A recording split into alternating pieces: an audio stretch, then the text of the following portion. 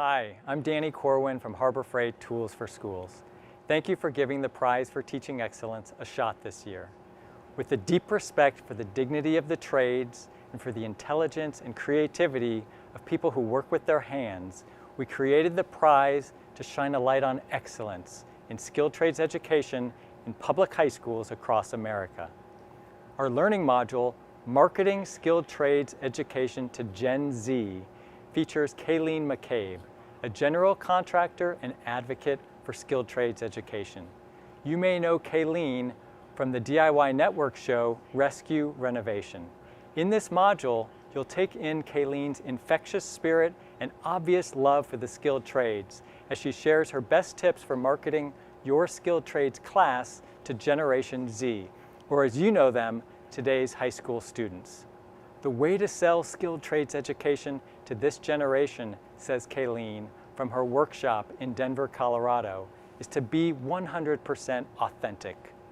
We're excited to see how you might take Kayleen's ideas and run with them to get more students excited about learning the trades.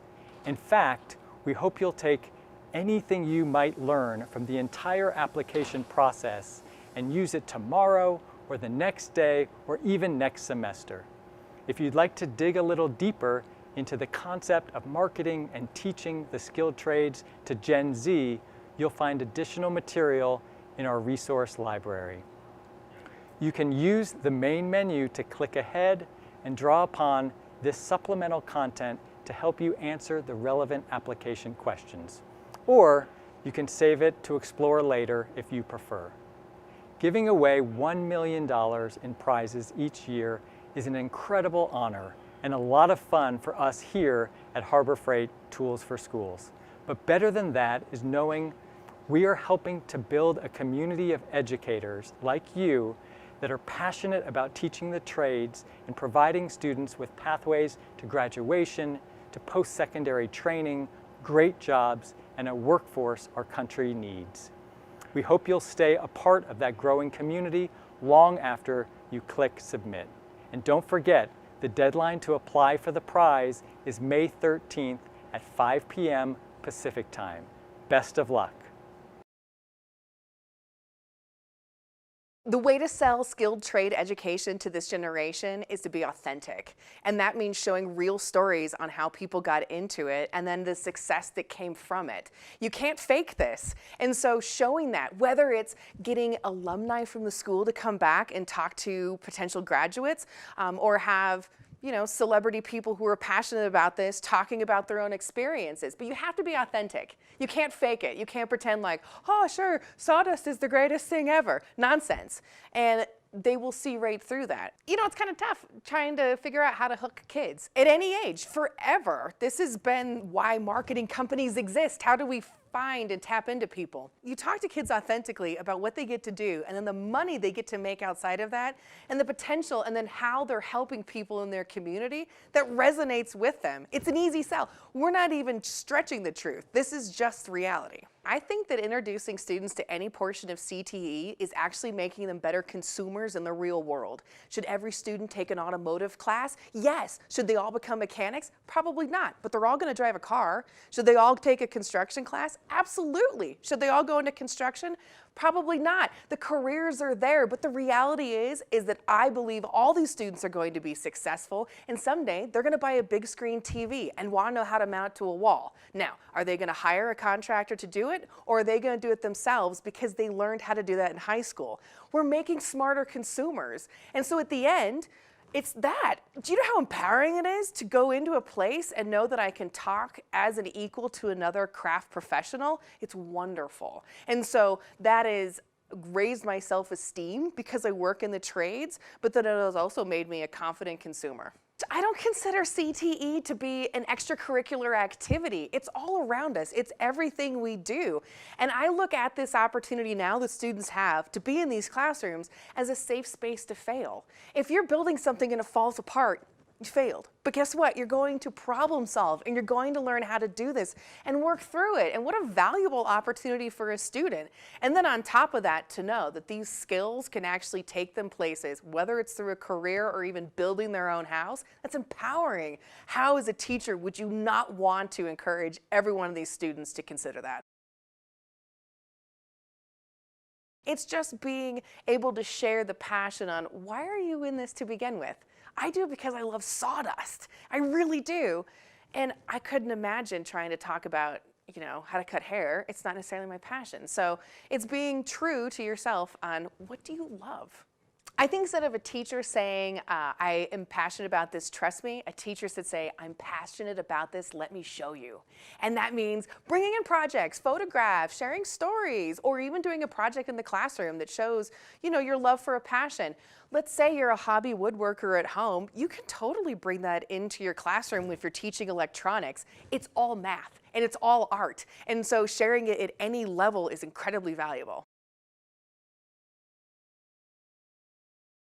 I'm so jealous of all the toys that kids have to play with now. Are you kidding me? As a teacher, now you can really be creative with your assignment. Why wouldn't you have your students recreate a skyline of a downtown area? Then you can create it in CAD, and then you could use a 3D printer to make it in real life. These are fun, these are engaging things that students can actually see hands-on what they've created, but in real life have great applicable skills. If you have a student who likes to play video games, they would be an amazing candidate to go into construction.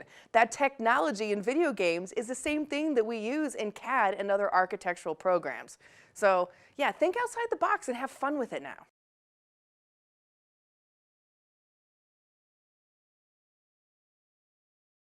If you're a teacher and you want to create content, I think the first place to start is look at your lesson plan. And that's what you're doing, is you're taking your lesson plan to the digital content. And then talk to the students that you have right now. They might be tapped into some sort of technology you might not be aware of. And if nothing else, you're going to need their help, because they're going to be the ones operating the camera, also contributing to what content they find interesting. Document everything that you can and use their creativity to enhance your videos. I've been blown away looking at students thinking, why don't we just put the camera angle over here? Or what if we caught that instead, because it would be interesting. They have the nuggets on what they want to see. Ask them. Being inauthentic is going to be a huge failure.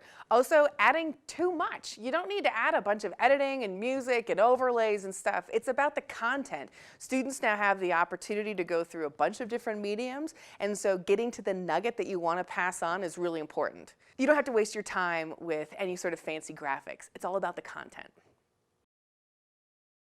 You should use social media, create a hashtag for your school, and then create a scavenger hunt around your school with pictures of CTE things. And students have to take a picture of it, do a caption, and at the end of the day or the week they win a prize. It's by engaging students, and the more that they share or have likes on their picture could raise their status. And it's by that social media peer pressure, I think, is really going to drive the message in schools. I think teachers should think of a consistent hashtag to use that's universally used for all postings regarding this. And so then you create a consistent database.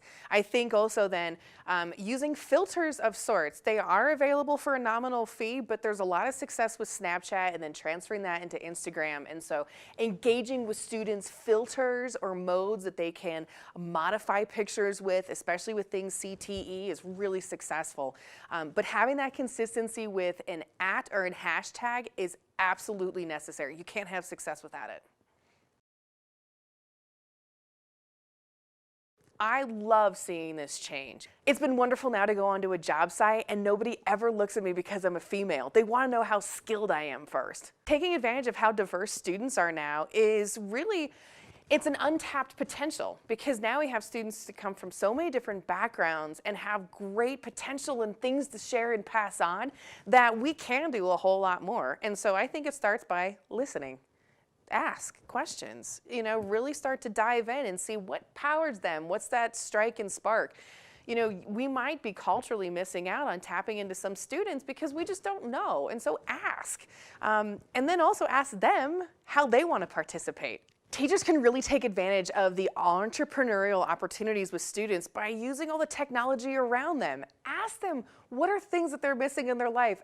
Tap into their inventive side. Kids naturally play and they want to create and craft things. And now there are tools that we really can. I can dream up anything now and 3D print it. I wish I had that as a kid. Are you kidding me? I would have invented all sorts of things. And so letting them play and explore and express stuff without the fear of failure is how you're going to tap into that. And they might come up with some amazing ideas, and then really coaxing them and putting them on paths so they have good foundation pieces to grow with that information.